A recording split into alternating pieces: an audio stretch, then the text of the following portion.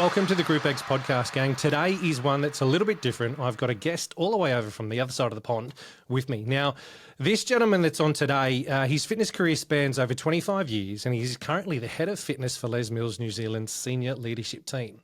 He has a strong skill set in change management and operational strategy, and is known as a key influencer in the fitness industry. He's an accomplished communicator and a keynote speaker, and presents internationally in areas of leadership, fitness strategy, personal training, and sales. He has an innovative approach to doing things outside the box, and has developed paradigm shifts around the way Les Mills runs its fitness department. So, ladies and gentlemen, I'd like to introduce you to Ish. Ish, welcome to the show. Oh, Tony, what an intro. That's, I couldn't have wrote it better myself. Look, usually I ask my guests, introduce yourself, but I thought, you know what? No, today I'm going to actually go through, find a bit of info and have a bit of a read. And mate, I enjoy doing that because it's so different for me, but also gives me a bit of an insight on who you are as well, without you doing your, the 20-second elevator pitch of yourself. But on that though, mate, how did you get into the fitness industry? Where does yours start? Oh, man. So I have been in the fitness industry for a long time. I've worked for Les Mills for 29 years, if you can believe it, teaching group fitness back in the day, but it was all on cassette tape. 5 or something, yeah? You know it. You know it. But I'm actually a chef. So, I've had an interesting journey to fitness, and I was an epic fail at school. I literally left school, I think I was 16, with the spelling age of a 10.8-year-old, apparently, on their official scale. I don't know how they rate to 10.8, but I wasn't the smartest, and a little bit of dyslexia and a few learning disabilities. I really struggled at school. So when I left school, I just defaulted to what I was good at, and what I was good at was cooking. Yep. So my mum is a chef, my dad's a chef, my brother's a chef, his wife's a chef, and my grandma was a chef in the Navy. So I was brought up around a lot of food, and in fact my parents owned a catering business, so literally every weekend it was a wedding or an event or something. Yep. And so when I left school, I was like, I'll just cook. So so I went and trained as a chef, but although I loved it, when I moved down to Christchurch from where I was living, Nelson, I'd organised a job interview, and when I turned up at the job interview, I'd written down the address wrong. I probably just spelled it incorrectly or something. And when I turned up, it wasn't a gym. It was a restaurant. It wasn't a restaurant. It was a gym. And so I was like, well, that's a bit weird. But I went in, and because they had a cafe, and I thought, I'll just ask for a job. And I said, look, I'm here about the position. And they said, oh, no, there's no jobs going. And I said, oh, well, okay, that's all right. And he said, you don't mean the sales job, do you? And I said, oh, yeah, that one. So the guy who owned the cafe sent me over to this guy called Kevin. And Kevin, to be fair, must have been desperate, because he said, look, there's a promotion that starts tomorrow. Our salesperson's left. It's 100% commission. If you're here at 9 a.m, the job's yours. And I said, I'll see you at 9, Kevin. Oh, I love that. Right time, right place. Well, wrong place, really, but that's awesome. Yeah. And I literally just fell in love with the fitness industry and what it did for people. And there was a few influential people that I met at that club who I've maintained relationships with over the years. But it's so interesting. I think, people's journey into fitness is so varied. Some people have come from different careers. Some people they were always athletic at school. Yep. But that was definitely not me. That was my first experience in a gym ever. I think that's fantastic. You've rocked up to the wrong place, but that's where your career kicked off. Mate, it was obviously meant to be. That's so much for being a chef, eh? So you still obviously do the cooking at home, I'm assuming. The family cooking and all that kind of stuff gets done by you? Yeah, I do a little bit of cooking. To be fair, my girls are 18 and 20 and better cooks than me, and my wife's a way better cook than me. But I have used it over the years. I did a kids TV show in New Zealand called Activate, and it was like a cooking and exercise show. Oh wow! So I was actually able to play both sides, and it was a really a couple of great seasons doing that show. But I haven't done it in a long time, really. So I cook as much as I have to. Love it. But TV as well, from chef into the gym, TV. What else have you done? Or should I ask the question, what haven't you done? Well, if you if you count the small part as an extra in a zombie movie, I think I've covered all Speaking the. part, or was it just in a background sort of scene? I was playing a kickboxer in a movie called Last of the Living, and my friend was in this movie, and he said, "Oh, we need someone to turn up and play this kickboxer." And I was like, "Yeah, all right." So I jumped in my car, went down, and ended up in this very indie underground movie that was huge in Germany, apparently, but not, Right. not so much in New Zealand. Right, I'm going to go for a hunt. I'm going to find that one. Oh, brilliant. So, mate, you started out in sales then in the fitness industry. Where did it progress, or was it predominantly you stayed within sales? Or talk to us through that one. Yeah, so I started in sales and kind of worked at a couple of gyms selling gym memberships and got quite good at selling gym memberships. I think because I've never found exercise easy, and I think I related to a lot of people when they were coming into a gym for the first time. I didn't look like a bodybuilder.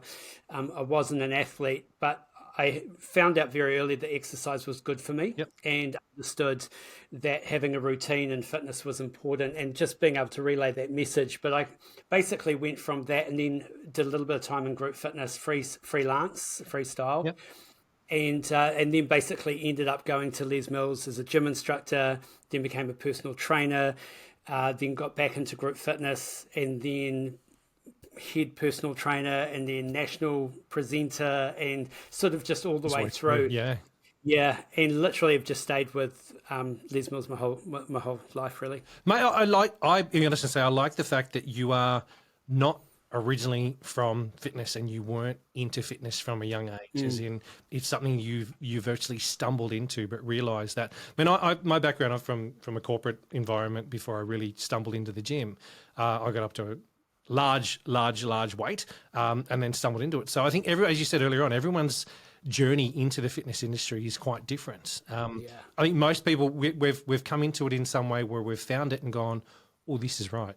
This is the place I'm meant to be. And it's whether you wanted to or not, it captivates you and goes, yeah, this is where you're going and this is the path. How are you now with fitness? Are you training at the moment? I'm waiting for my second hip replacement, Tony. So waiting for the call any day now. This phone is going to ring and it's going to go, hey, Ish. Mate, yeah, that's what we've got in common, because you had your first one done just a little bit before I had my first one done. And then I waited 2 years and got the other one done. So, mate, I feel you. It's the journey that mate, I've started CrossFit. I started CrossFit in August of last year and haven't looked back. It's been interesting to see the progress, from someone that was in the industry for such a long period of time, teaching classes, doing PT, to then I had close to 7.5 years where I did nothing and lost fitness altogether. And then obviously with the hips, you got to learn to do stuff all over again. I had to learn to get off the floor. And that's been the biggest challenge for me. But mate, I'm so excited for you, because I know the no pain that you're about to experience after the operation, and then the 6 weeks, and then the forevermore, mate. Yeah, I am definitely looking forward to it, and just getting back into some structured exercise. Like I'm walking and I'm doing what I can, but I do miss classes. Like even as a personal trainer, classes has always been a big part of my fitness routine. I just love turning up and either teaching, because I used to teach body combat and I did step Reebok way back in the day. I'm a one-piece unitard. I'm finding photos of that one too to share. Yep, good. But I do love that just go to the gym and that whole community that happens around group fitness. So I'm looking forward definitely to getting back into turning up to a class and, and just having a great experience. I hope your phone rings during this conversation then, and then we can also, yes, that's the date. Cool, let's go for it. This is the Group X Podcast. So talk to me a little bit more about your Les Mills journey. You've jumped in, you mentioned there you were a personal training manager for a long period of time as well. How was that? How was that side of the fitness industry? I mean, for most of my listeners, obviously would be engaged with group exercise predominantly, and there'll be some that will be from the personal training side as well that have had a bit of a crossover. But how did you find that, especially working at Les Mills? How is the personal training side of things within such a large organisation like Les Mills? I think one of the unique things about Les Mills, because we are a group fitness club and brand, and obviously globally known for that, there is a real congruence between PT and group fitness. And that's not typical in the fitness industry. Usually you'll go to a club and you'll see group fitness and PT both fighting for attendance, right? And I've traveled all over the world and spoken at a number of different fitness events, and usually the narrative that gets told is personal training makes all the money. You know, we make money from PT, we clip the ticket on triple packs at point of sale, we push PT, and then when you talk to them, they usually have a struggling group fitness offering, and they say to me, how can we build up our group fitness? And I'm like, well, the first thing you need to do is get group fitness in the conversation, because at the moment your salespeople are commissioned on selling personal training. It's the only conversation they're having. Everybody is funneled into your PT induction pack. And basically, if they don't take personal training, well, there's no recommendations for them, right? So it's just kind of like, well, you could always try group fitness. It's like this throwaway comment. And yet group fitness is retention glue for a club. A group fitness instructor is just such an important part of building connection and community and relationships with members. And at the end of the day, no one ever leaves the gym because they have too many friends, right? So the more community and relationship you can build, the more your retention will come up. And I think that's where Les Mills has played really well. And we teach our personal trainers to, one, they should teach group fitness. Like, teaching group fitness for a PT is the best marketing activity they will ever do. So true. You're up in front of a class, come on, right? When you get to do that, be in front of hundreds of people a week. But also to use group fitness as part of your programming. Yes. Because too many PTs are writing these cardio programs, 15 minutes on the treadmill and then a little bit of interval training on the rower and then the bike, and no one is doing it, right? Just tell them to go do a cycle class. Just tell them to go do a group fitness class and then come and see you for a structured, progression, sweaty workout. Yep. So, the combination of that is good. And I think because we've been so passionate about both departments, our departments work very well together and have created quite a nice synergy. Yeah. The back at North Sydney Fitness First, where I was for many, many years, I won't say too many years, but many years, that was one thing that I always saw was their membership consultants doing a what I class as the museum tour. Yep.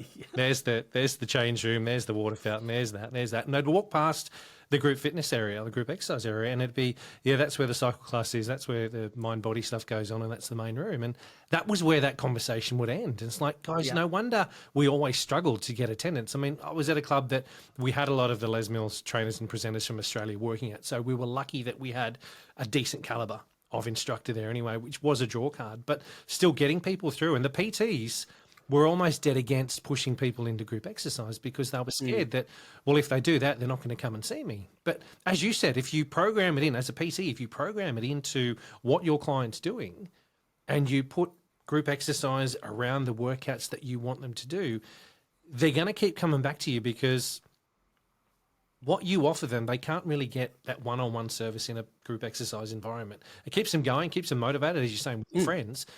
But the PT side of things is that, right, we need to focus on this. Where are you at with this? Let's go.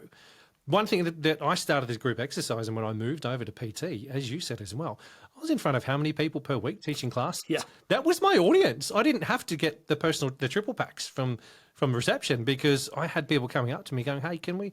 Yes, we can do some training, mate. Let's do it. It's the best. And it's nice to hear that from you as well. Nice to hear that that's what should be happening. That's right. And I think when we look at, I always say to personal trainers, look at what the definition of a client is.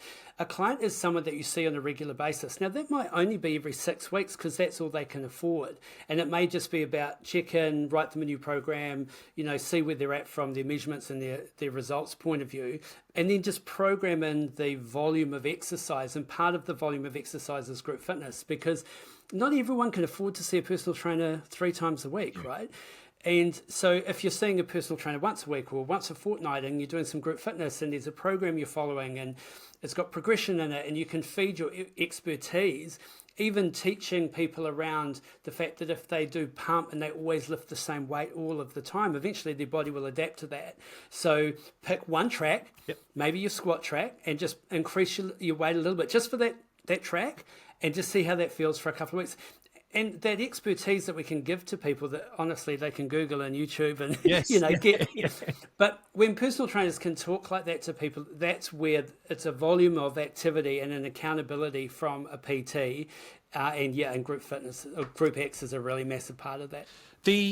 From Les Mills' perspective and from the clubs you're at, obviously you said that group exercise was the predominant thing in those gyms, and PT was sort of a different. What's your suggestion on how clubs can best change that? I mean, here in Australia, group exercise is, while it's massive, it's not the first and foremost things that a club will push in there, as you said, because of the triple pack, because PT's paying rent and all that kind of stuff. It's group X is seen as a cost center rather than their revenue stream, which we know it is. What would you say is for a club? Have you got any advice for a club of what if they're doing stuff PT focused, not group X focused, what they can do? Yeah, I think it always starts with sales. So you need to train your salespeople on how to talk about group exercise, because we'll say to them, "Oh, look, we want you to promote group X, and we really want you to start, referring these new programs."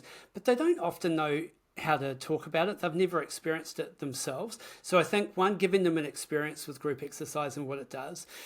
Two, if you could train them in a program, even better. Can you imagine if your salespeople actually taught some of the group fitness classes, and then teach them where PT and group fitness work together? And PT doesn't have to be necessarily at the beginning of the conversation. It can come in a few weeks later. And the thing I say to salespeople is, beware the PT that comes to you that's always asking for leads. Yeah. Because that PT is practicing on members that need a great experience. So you've done your sales thing, you've got this person, they're nervous about joining the gym, they now join the gym, and then all of a sudden we give them the worst personal trainer who's trying to set up their business and just practice on that person. I'm like, wow, that is not a retention program, right? Yep. So the club goes, woohoo, sold another triple pack, here's some commission. Yep. And that person is out the door, one, because the PT probably didn't sell to them, never set them up on a program, might have given them a negative experience. Now, if their first experience at the gym was a group fitness class, they could have come with a friend. Like, I train all our salespeople, and the number one question I always get them to ask is, now that you've joined the gym, it's really common for people when they first come down to come and work out with a friend just over their first couple of weeks. If I could arrange a pass for you to do that, would you like me to do so? Yep. So feeding in that referral conversation, and then drop PT in at another point. Yep. It doesn't have to be done immediately. And I think that would be a really good starting place. And then look at the quality of your instructors. If someone is going into a class, are they there before the class? Are they saying hi? Are they being friendly? Are they building community and connection? Yep. You look at all the best group fitness instructors, that's what they do, right? They just say hi and goodbye, deliver a great experience, and people suddenly realize that exercise isn't as difficult as they thought, or it's more enjoyable than they thought. And that's where I think they should definitely start. This is the Group X podcast.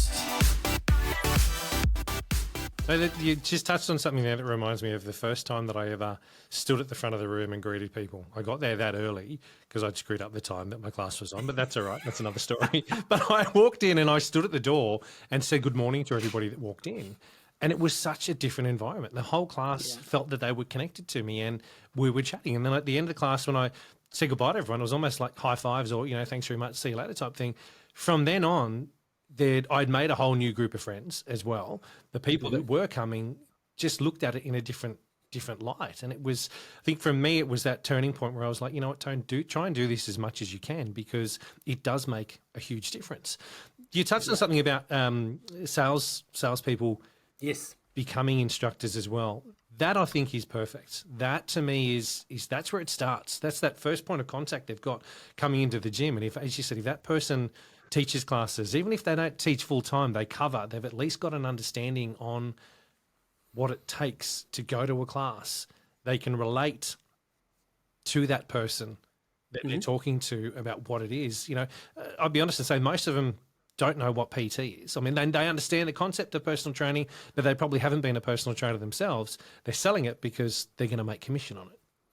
Yep. That's it. Oh, cool. I've just Yeah. got to do this. Cool. I'm going to make commission if I sell one of these. And most of the time, people that are joining a gym will take a triple pack or whatever it is because, oh, yeah, cool. I need to get started. I'll do this. I'm not going to say it's an easy sell, but it is quite easy to sell a triple pack to someone that's brand new to the gym. It's harder to sell that triple pack to someone that's been involved in the gym for a while. But I would say, and correct me if I'm wrong, those people that have been around for a while that are already engaged in the gym, especially with group exercises, we know if you're engaged in group X, you're less likely to leave. That's right. Yeah, that's absolutely right. And if we take that sales conversation, so let's say that you do sell the triple pack. I mean, people want commission, and your club is wired for that. Let's look at how that plays out, right? So normally the lead will go to a personal training manager, maybe, if it's a really good club, and then they'll give it to a PT or then get in contact with the member, or it goes direct to the trainer and they get in contact with the member. But you've probably got a lag of 2 to 3 days by the time they make an appointment. So I think that on your tour, one of the things you should do is show them how to set up the pump bars or the gear in the group fitness studio. Show them how to set up a bike. Actually book them in for their first class the next day, or say, look, I recommend that you do this while we're waiting for your personal trainer to get in contact with you. Because rather than them waiting, or worse, they come in and have a bad experience, which is new member in the club, no one talks to them, I don't know how to use the gear. I was going to a class at 5:30 p.m. I turned up at 5:30 p.m. There was no space. We risk that, right? So if you can control and you can say little tips like, when you first go to a group fitness class, everybody stands at the back. Don't stand at the back. What you want to do is stand in this position, and the first thing you do is put your towel and your drink bottle down, mark your place, go get your gear, come back to your towel and drink bottle. Like those little tips where it's, oh, I know what I'm doing now. I put my towel and drink bottle down. Because otherwise you're in the rush, right? And you're in the madness of it. So you could be controlling those first 2 or 3 days for someone, and then the personal trainer comes in and does their thing as well. But at least you've started the conversation into group X. And the other thing I think is important for salespeople is always ask people if they've been a member of a gym before. Because you need to ask yourself, are you selling a gym membership to this gym, or are you selling actually the whole category of joining a gym? Yeah. If someone's never been a member of a gym before, they'll come in, they'll do a tour, they'll hear the price, they'll go, oh, that's expensive. They'll go to the club down the road that's cheaper, they'll just join that one because there's no perspective, right? Yes. So at least you can kind of understand what you're selling. It's the category of joining a gym, or they have been a member of a gym before. Which gym was it? What did they like, dislike? Did they have a trainer? Did they do group X? And then you start the conversation around the tour that makes more sense. And it's really helpful when you frame that up in people's minds. The one thing you touched on there that I really just gelled with me is getting that person into that class and running through the simple stuff of your water bottle, your towel, set up here. It's the basics, but we don't do it. It's the basics of basics. But I'll be honest and say, how many sales consultants do we have out there that don't do that? Even a group X manager that knows that someone new has come in, if you get an opportunity, go and have a chat to that new person, let them know who the hell you are. But also the simple things of, hey, you're brand new, set up here, grab the basics, but also make sure you go and have a chat to the instructor and let them know you're new. If you don't want to, if the instructor asks if you're new and you're a little bit embarrassed to put your hand up and go, newbie's over here, just have a quick word to them as you see them walk in. Just, make your way up and go, hey, I'm new. Can you just run through? Most instructors, as you know, will be helpful with that. But that whole almost holding their hand on their first trip in can be so powerful. So powerful. Yeah, absolutely. And if you look at what gyms are trying to do, right? It's 2 games: acquisition of members and retention of members. That is the game. We're either getting new ones or we're retaining the ones that we've got. And if most gyms were really honest with themselves, they spend more time on acquisition than they do on retention. Because it's like 50% of retention activities work. We just don't know what 50%. So you just do a lot of things. But I think for a group fitness instructor, when you understand that a gym is trying to acquire and retain, you can understand what level of conversations you might be having with someone. So if they are new, it is about, setting them up. Do you know anyone here? Is there anything I can help with? That's how you build value. And if you want to build value and understand your value as a Group X instructor, it's not just about the class. It's the people that came to your class and you said hi and they ended up joining the gym as a result.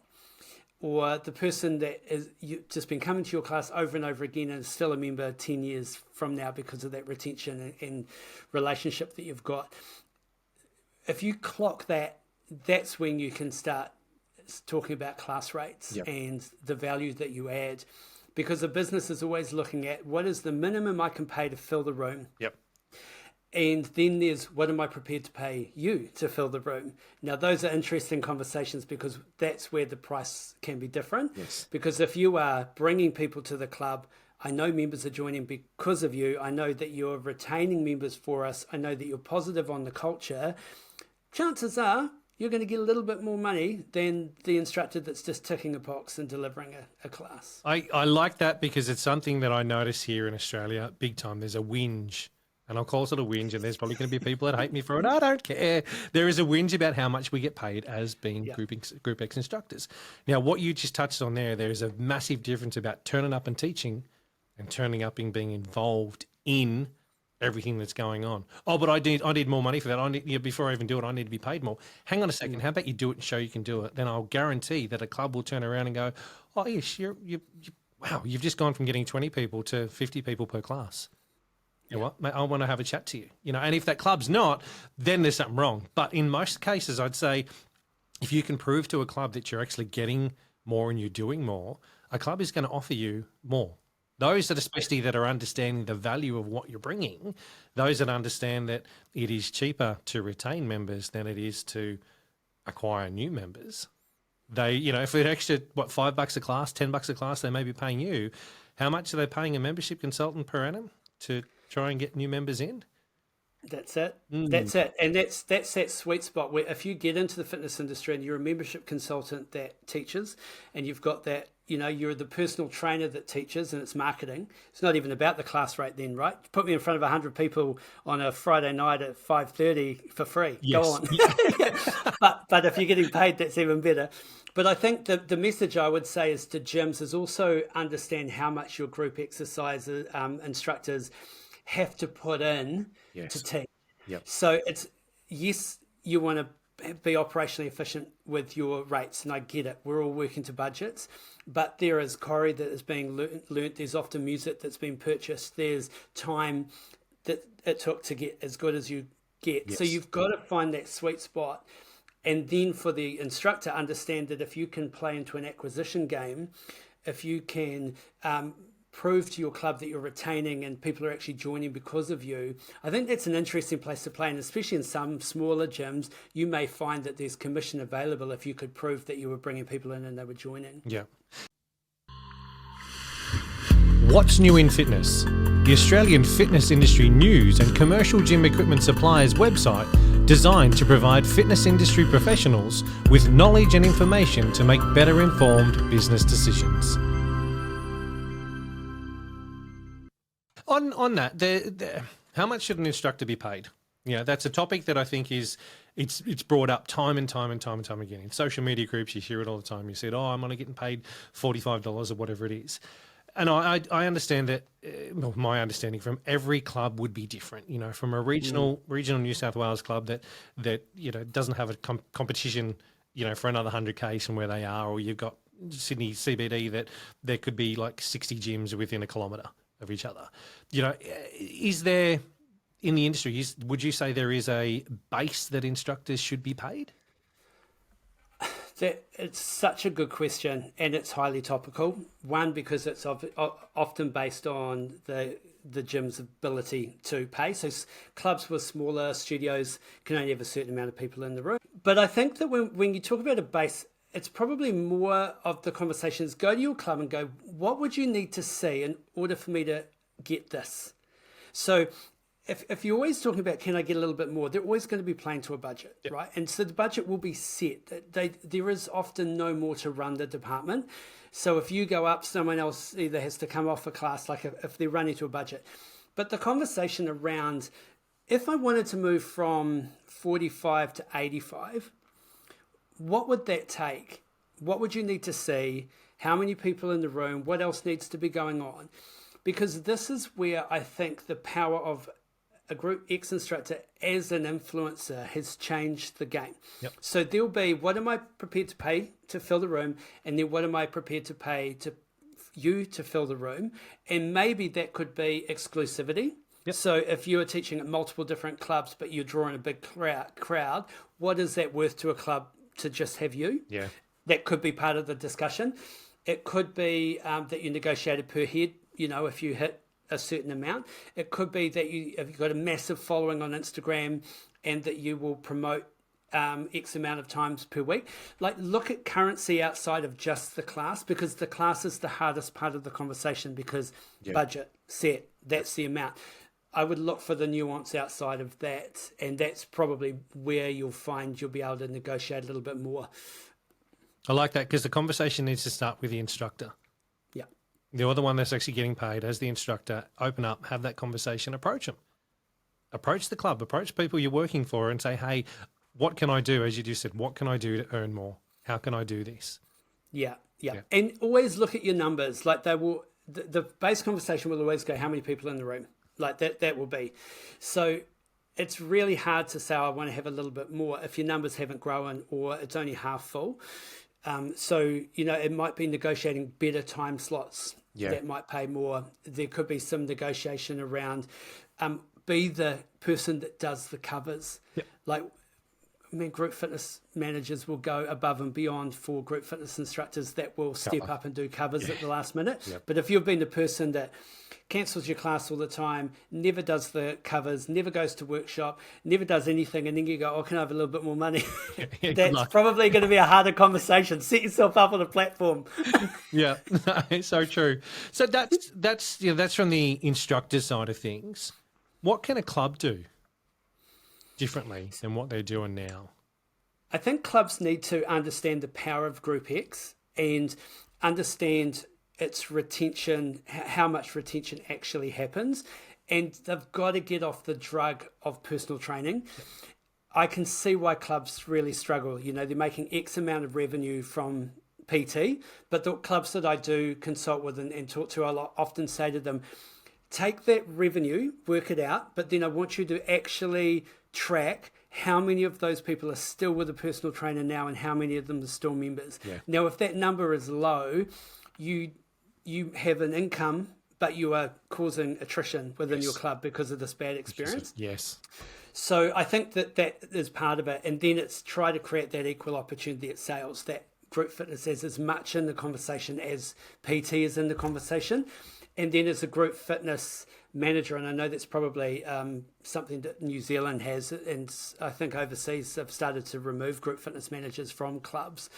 But I think that if you are running a group fitness department, you need to be pushing for as much money as you can get, and then showing the return on investment by tracking attendance, tracking retention, know your data. Like, you should be able to say, these programs are performing at this level. This is my top 5 instructors. This is my average attendance to a class. I tracked all the people that attend these classes, and this is how long they've been at the gym. If you know that, you're more likely to get more money. You get more money, you can pay your instructors more. Yeah. It's funny, in touching on Group X managers for a second, I think a lot of Group X managers here in Australia that I know of aren't doing the proper role of what a Group X manager should be. Yeah. They're fine covers. They're doing the pays. They're updating a timetable.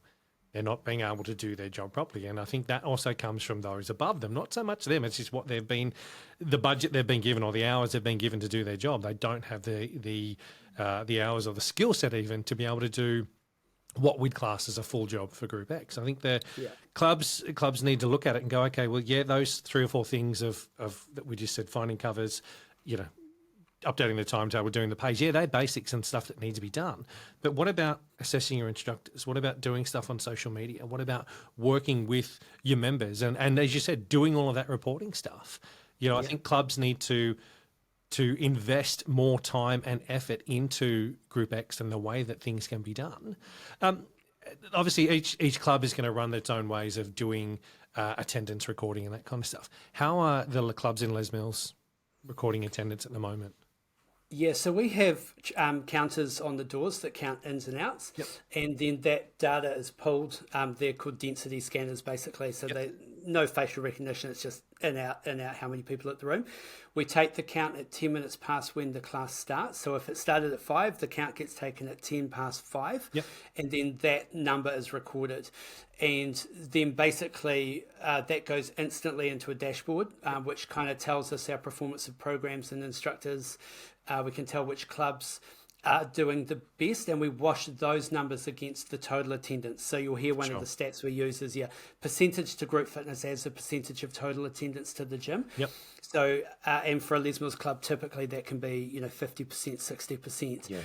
So big rooms, right? Yes. Like we can fit a lot of people in. And I think until you've actually been to a Les Mills club and you've seen the size of our studios, it's sometimes hard to get your head round those kind of figures of 50%, 60% attendance, but they're big rooms. So that's how we're tracking the data and how we use the data to then report and decide on performance of instructors and programs. Yeah, I think as you said, that's one big thing. If listeners, if you ever get an opportunity to head to New Zealand, go and see the clubs, go and see how they work. So they are from the clubs here in Australia. I think they operate quite differently. Where we're seeing clubs here in Australia, as we've said, PT focus, gym floor focus. I think it's very different when you walk into a Les Mills gym and you see that you feel the energy is different. The focus really is on group exercise rather than the other. That's not saying that PT and gym floor are not part of the business model. They certainly are, but the focus is not so much or not priority for those spaces. And I think clubs in Australia here probably need to look at what your Group X manager is doing as well. Open up their skill set, have a look and have a chat. And while, yes, it's great to have the best instructor on the timetable as your Group X manager, does that Group X manager really have the right skill set to grow your business?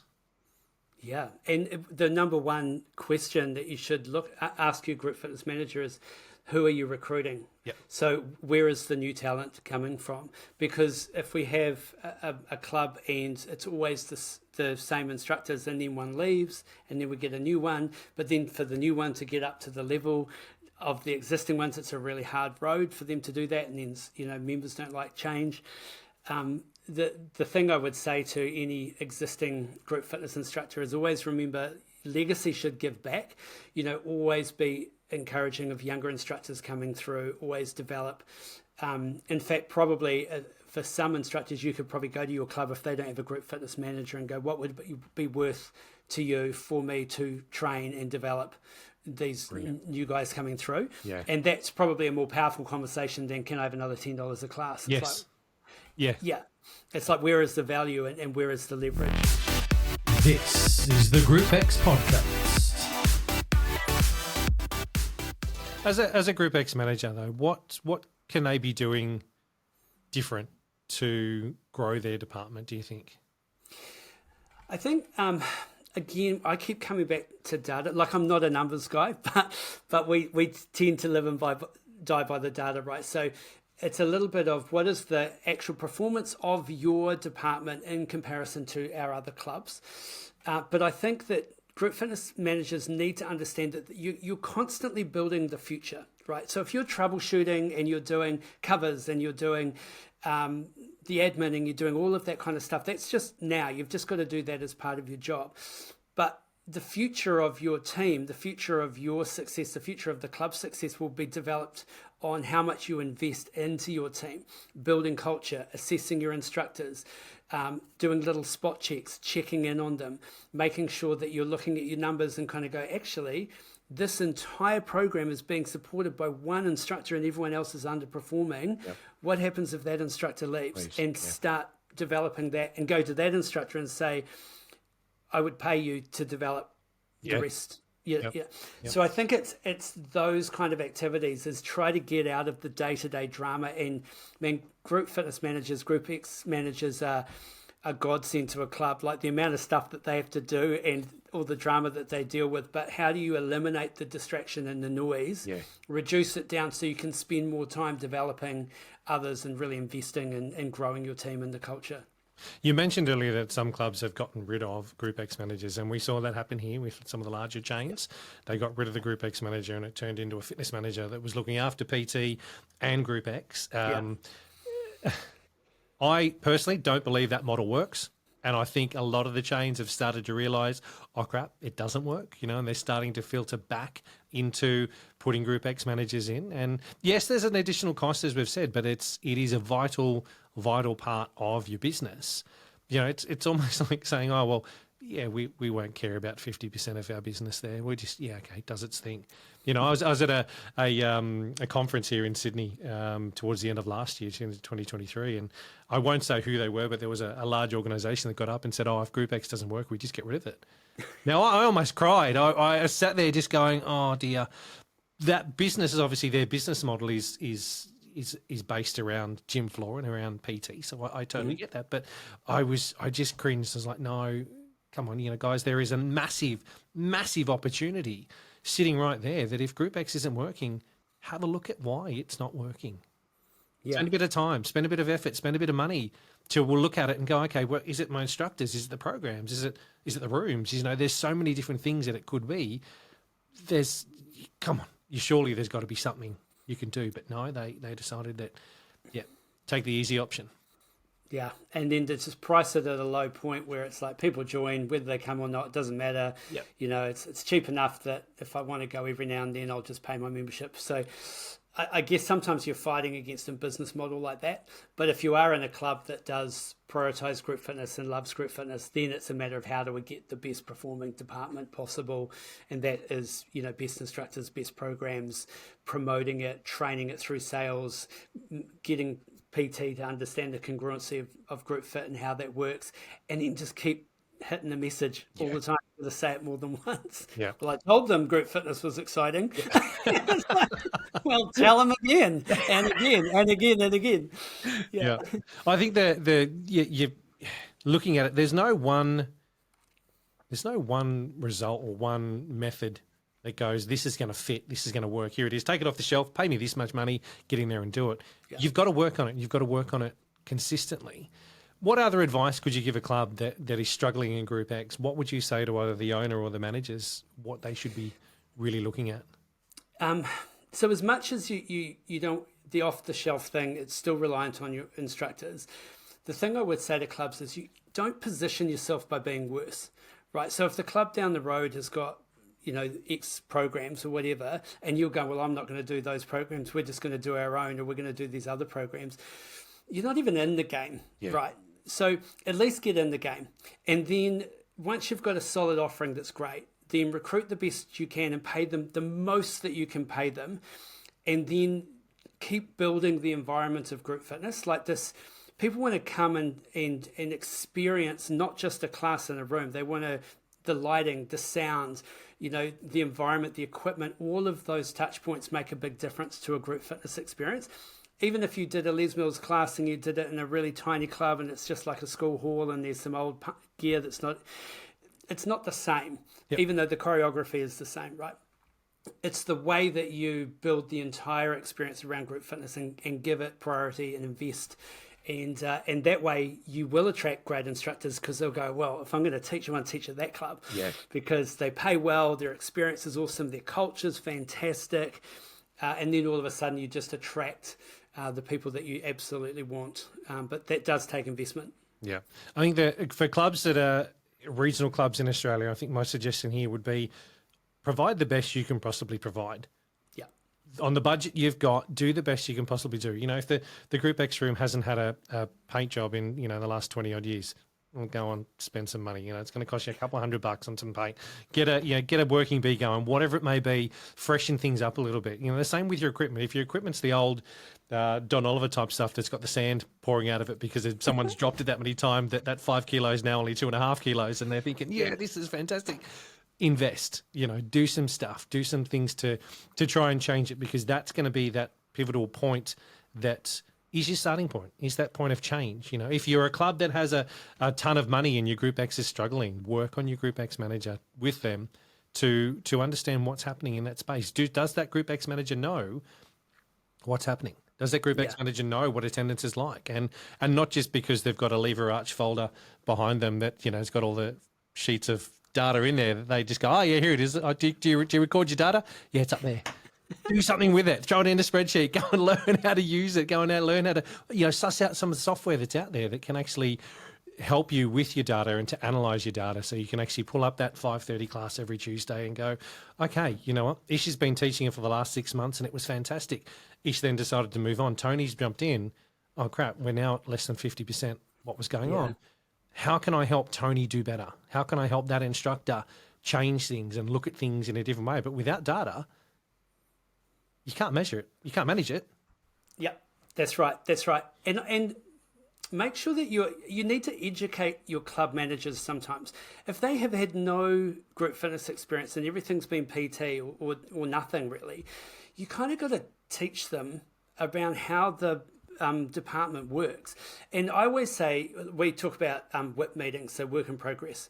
Your WIP with your club manager or your boss is your responsibility.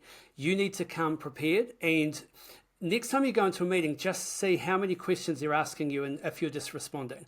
Or are you actually presenting information, here's what's going on, here's what I'm recruiting at the moment, here's our programs that are doing really well, these are the instructors that are struggling, this is what I'm doing with them. You want to grow your career and you want to create career opportunities. Take control of the narrative in those meetings and actually present great data, because I think too many group fitness managers are hiding. They're too scared that the club manager is going to ask them a question they can't answer or for something they don't know. So, just be proactive. Actually go, you know what? This is the agenda. This is what we're going to cover off every single week. And you watch them reprioritize your department when you start playing that game. I got a question that's just popped in my mind that I want to ask you, and you can say, no, we can't answer that if you want. A relaunch or a new quarterly release that's come out. How do your guys in New Zealand do them? I mean, I've seen, I call it atrocious because I've seen people dress up as superheroes and all that kind of stuff here. And I think that's been flogged to death. We're going to have a party, there's streamers and balloons. It's like, oh my God, this is not 1980 yet. We're in 2024 right now. Can you stop doing that garbage? Because people are sick of it. It deters people. They don't rock up. How do the guys in the Les Mills clubs, how do you do a new launch? How do you do a release? Yeah, so we've just gone back to 4 workshops a year. We were doing 2 coming out of COVID, getting back into the swing of things. So we've just gone back to 4. Those workshops are like the release day of the release that's coming out, whatever number, whatever program. And it's also an open day. So basically the instructors are there, multiple instructors on stage in the room, all kind of doing the same class as the members, but it's a bigger experience. So they'll wrap it around with they'll get the lighting great. I'm with you. The dress up days are gone. Make it cool. Make it something that your kids would want to go to. But put on an experience and then have members bring their friends along and then, have drinks and food and that kind of stuff. We do our education session at our workshop, which is like a national upskill, sometimes to do with group fitness, sometimes to do with just life, business, and then there'll be the program specific mentoring and training that goes on around it. But it's a thing. And we get our licensees to go to those as well. We also do a Groundworks, which is a sort of like a workshop, but not at our clubs, out at a licensee club, and they host it for some that are a little bit further out of town and can't get to the Les Mills gyms. For sure. But you've got to make a thing out of it. And then you can wrap sales around it. So people are bringing in their friends, you're getting referrals, you're generating this whole activity around Group Fit and Group X. So we call it Group Fitness. It's a good prompt above your head there. Group X, so.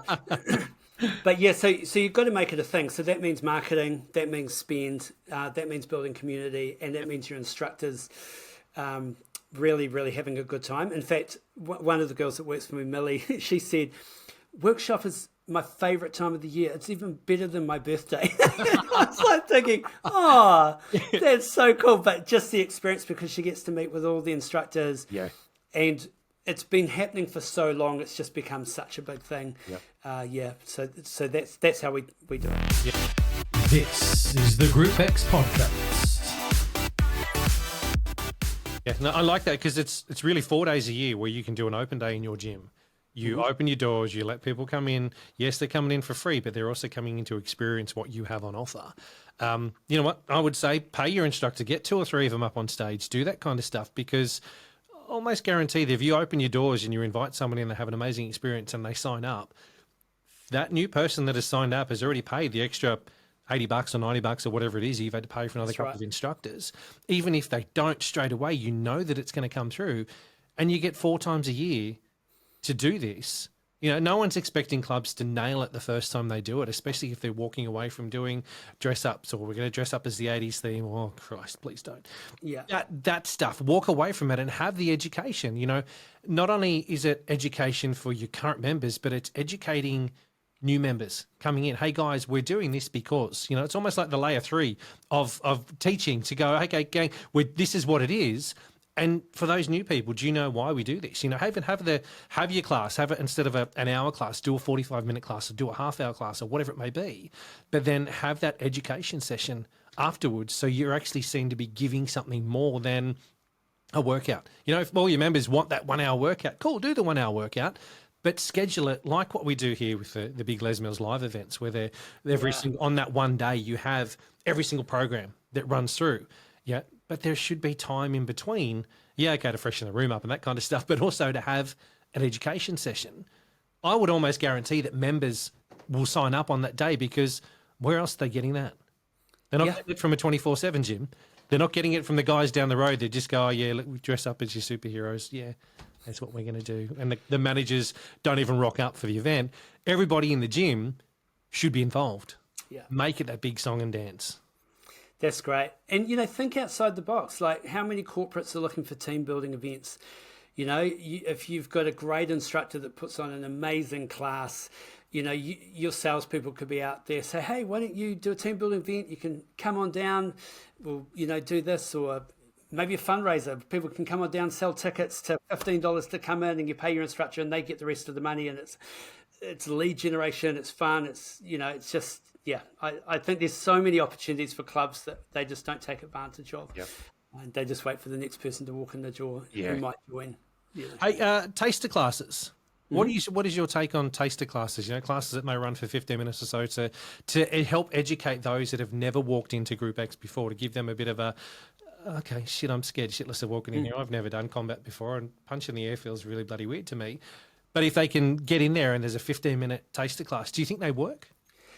We've used them in the past. We don't do them now. And the reason we don't do them is because of virtual. So we have a virtual offering, which effectively is a really low entry to barrier to someone who's nervous. So that they might say, look, if you want to try it, you can go to this class. It's virtual. You can just have a go, see if you like it. So I think that's where virtual is basically the taster for us. But if you haven't got virtual, then taster classes are great. And they can be put on as an event. Like you could be going, we're doing a 4-track class where you can just come in and try a little bit of this, a little bit of that, a little bit of that, a little bit of that. And all new members are invited, and afterwards there's going to be some drinks and, you know, get to know people. And so you could be targeting your new people that have joined to come along and try some stuff. So I think if it's targeted, it works quite well. On the timetable, it's probably one of those things where it's a bit degrading for the instructor if only one person turns up or, you know, a couple of people. But virtual or for events and try classes, I think they work really well. Would you say booking them in? Or would you just leave it on the timetable and say, hey, rock up? Like, how would you...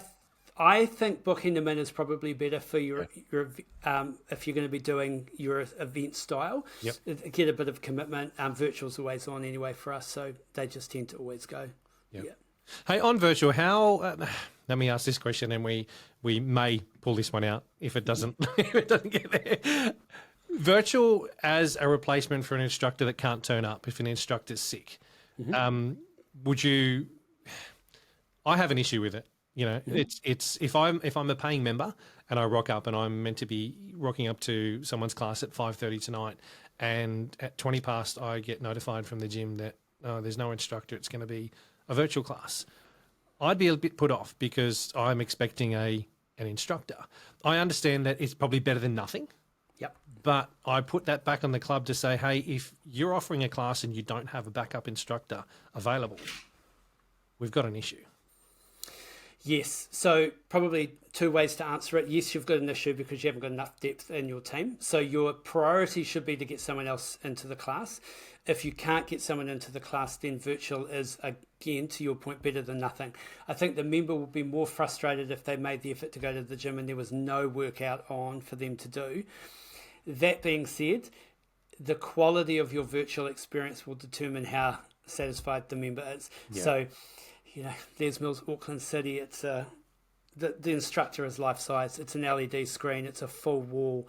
It's pretty banging, to be honest. Yep. It's not as good as live, and virtual should never be a replacement for live. Virtual is a sales tool because you can put a whole lot of classes on at times that you can't logically put instructors on because you're only going to have 3 people. Yep. So there's offerings for everybody. It's a great way to expose people to group exercise, and it's a better use of your room because there's always people going through.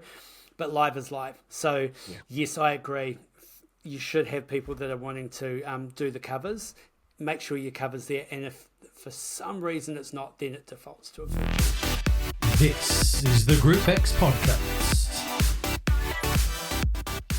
Ish, thank you so much for being here with me today. Now, before we do wrap it up, there's an amazing podcast that I've heard of that's called The Not So Breakfast Show with Sasha and Ish. Now, can you tell us a little bit about this amazing podcast? Yeah, so the Not So Breakfast Show podcast is the podcast for leadership and career development. So we're a business podcast. We specialize in helping people build their career. So, and really kind of getting ahead at work. When we started the podcast, it's actually, we were targeting people our age, people turning 50, that do you really want to be doing what you're doing for the next 20, 30 years? But suddenly we just picked up this really young listener base, and a lot of people were just going, you're just talking about the stuff that they never talked about at university, how to give feedback, how to negotiate a pay rise, what sort of networking should you do to advance your career, why communication skills are important. So so there's 160 episodes, I think, in the bank, and Brilliant. a lot of information there, and you can just scroll through. We're in the middle of a coaching series at the moment, so a 3-part coaching series. Yep. And we've also done one called Building Your Best Year Yet, and just kind of looking at what you want, how you're showing up, and then what are you going to do to get what you want. So it's there. Not So Breakfast Show podcast. Available everywhere you get your podcast, including your one. Brilliant. I'll also have show notes as well, gang. So if you want to just click away, you can. But jump in there, have a listen. I've been listening to it for quite some time, and it one of my days when I used to have to drive 45, 50 minutes, it was a perfect amount to either listen to 1 or 2, depending on what your topic was that you're talking about, and got so much out of it. So, mate, thank you for that as well. And please say thank you to the lovely Sash for me as well, mate. I greatly appreciate that lady in general. She's just a top bird. Oh, she will love that comment. Absolutely. She is absolutely amazing. Mate, thank you so much for coming on here and sharing your story with me and my listeners, mate. I have, honestly, I say it to everyone, but greatly appreciate it because it's an opportunity for me to get to know you a bit better and share that story with everyone, mate. So thank you.